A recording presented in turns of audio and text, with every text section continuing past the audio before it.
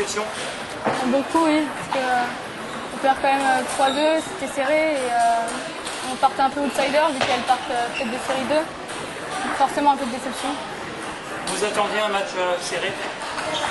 On allait faire le maximum, mais on ne s'attendait pas forcément à ce que ça se déroule comme ça. Donc ouais, on est déçus, mais on n'a pas grand-chose à regretter, je pense. On a fait le troisième set où on mène 18, mais on a fait quand même un bon match. Mais, on a un peu de regrets forcément, mais c'est plutôt encourageant pour la suite, je pense. Qu'est-ce que vous a dit le coach Guillaume Germont pendant les time-outs?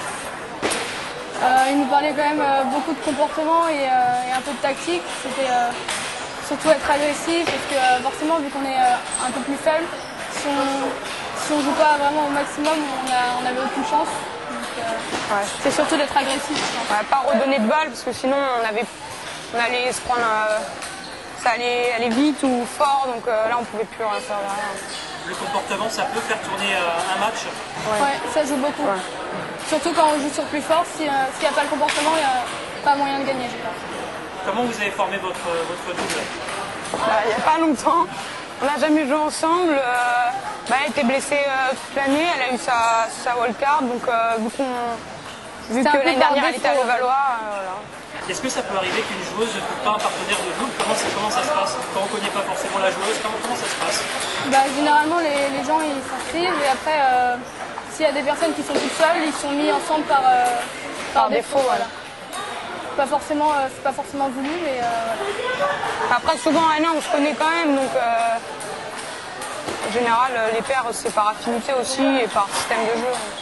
Donc là on est samedi 13h là bientôt. C'est quoi le programme pour vous? On a 16e en individuel et deux vers 15h. On joue à 14h45 nous deux en même temps. Qu'est-ce que vous pouvez espérer dans le tableau des simples, toutes les deux? Moi je partais de 2 de poule avec une fille de mon niveau, donc je m'en sors pas trop mal, 9 à la belle. Maintenant je joue sur plus fort, je vais faire le maximum et on verra.